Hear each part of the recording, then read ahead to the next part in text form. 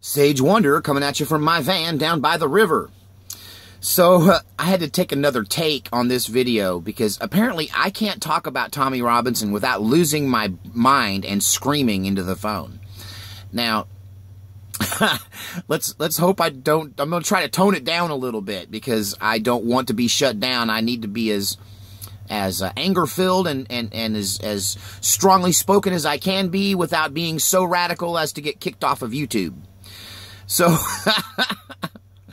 and I don't think we're to the point where the police come to your house for the things you say yet. They may come there, but they don't arrest you for the things you say yet.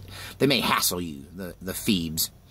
But as far as just coming and snatching people off the street and putting them in prison without due process, well, I guess that only happens in Great Britain. I'm really angry at the government of Great Britain. I feel for the people of Great Britain. And right now, without, I'm trying not to scream into my phone, but I'm telling you, people of Great Britain, it is time for you to rise up. I'd love to get specific and tell you who you ought to bust, who you ought to drag behind your car. But, well, I gotta be careful. Am I advocating violence? Yes, I am. I'm advocating war. I'm advocating war in Great Britain.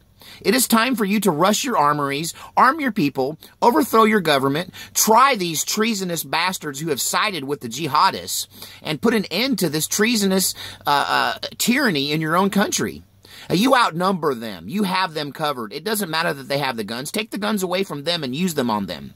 I'm telling you right now, overthrow your government. It's too late. They're corrupt. You've been asleep for too long. It's just, all you've got left is war. It's wartime, buddy. You know what? If you're not willing to fight for your freedom of speech, if you're not willing to fight for your rights over there, if you're not willing to pick up a pitchfork and a hammer, then don't expect us Americans to help you. We're not going to do anything. We're just going to sit there while they put you all into concentration camps. We're just going to sit there while the whole island turns into a prison camp for anybody who's not Islamic. I'm going to sit there and watch while they put your daughters and children into slavery. Because a man that won't fight for himself deserves whatever he gets. And this is how I feel about you as a nation. You're not fighting for yourselves. There's 1,000 people. Oh, there's 1,000 people rushing Downing Street. 10 Downing Street. Why not 10,000 people? Why aren't there 100,000 people? You understand that a government that can snatch one of your citizens off the street and jail them for nothing, with no due process, with no trial, with no counsel, with no lawyer, and just lock them up for 15 months, is corrupt beyond belief. This judge should be tried for treason and hung. You heard me. This judge, whoever did this, whoever's in charge of this case, should be tried for treason and hung. We in America here, we don't put, that's what I'm looking for. We don't bridle our press and tell them what they can't talk about. Our government's not allowed to do that. And if they tried, we'd replace them with ballots or with bullets. Either through the process set in place or the process that our own founding fathers said is a part of our government and is necessary. That is not just the right of the people to rise up and overthrow a corrupt and tyrannical government. It is our obligation. It is our moral responsibility.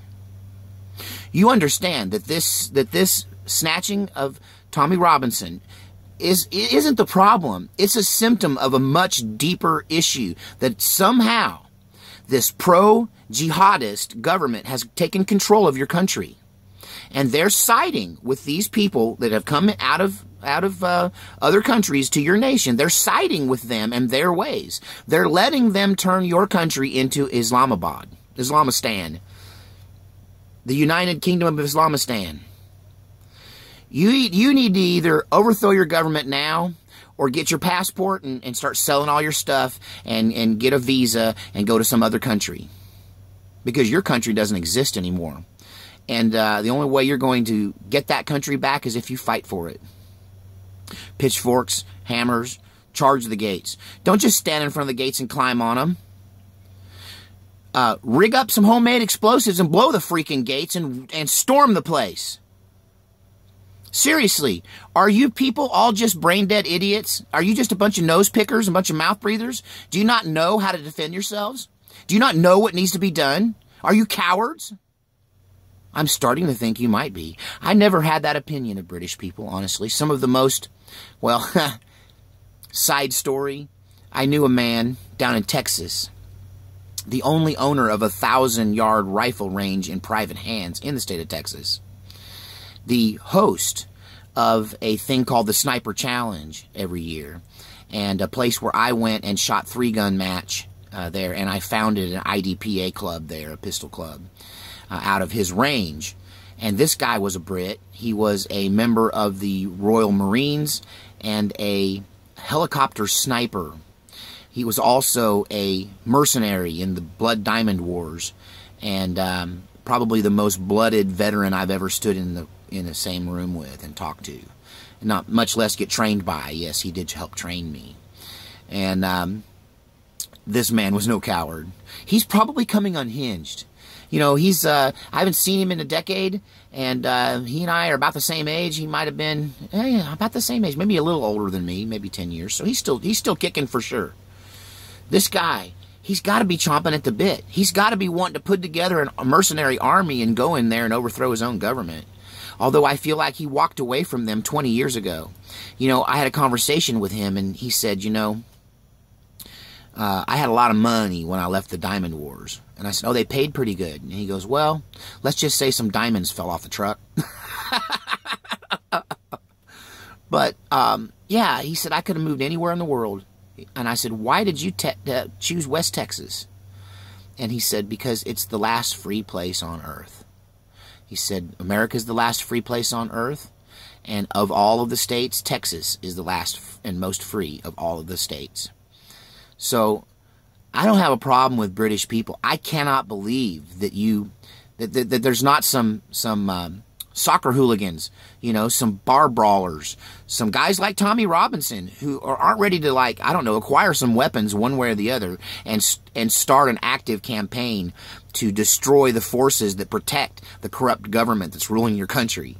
I mean, I would be arrested for saying this about my own country here, more than likely, suggesting that that's what we do here. But, you know, we're not there yet. But you are. You're there. You have an obligation. You have a moral obligation to your progeny, to your children, to your children's children, to do something now before your country becomes an Islamic state. You know, if Tommy Robinson does his 15 months and survives and comes out of prison, there's a fairly decent chance that Tommy Robinson could become a very powerful man in your country, maybe potentially your president. And I say president because I think that once this is all cleared out and you have fought for your freedom, you'll adopt almost identical to the United States method of a president and Congress, and the Queen and all her family will be kicked out on the street if they survive the encounter. So Tommy Robinson could end up being the president of your country. Think about this. What other great leaders spent time in prison as martyrs, as afflicted by the government people, to only come out powerful, strong, and able to then lead a insurrection? Gandhi, his was a nonviolent insurrection. He spent time in prison. He suffered. Adolf Hitler, he went in there under a totalitarian government and came out to create the most evil totalitarian government ever invented. Let's hope that doesn't happen in Great Britain. Nelson Mandela was a martyr in prison. You know, not a martyr that he died, but that he was imprisoned unjustly and held there. And so it made him more powerful. Tommy Robinson was smart. He'd spend this 15 months writing a very good book, even if he has to get help to do it, so that he can come out with this new powerful statement. Spend your 15 months planning the overthrow of the government, Tommy Robinson, because that's what it's going to take. That's what it's going to take. Peaceful or bloody. You need a revolution.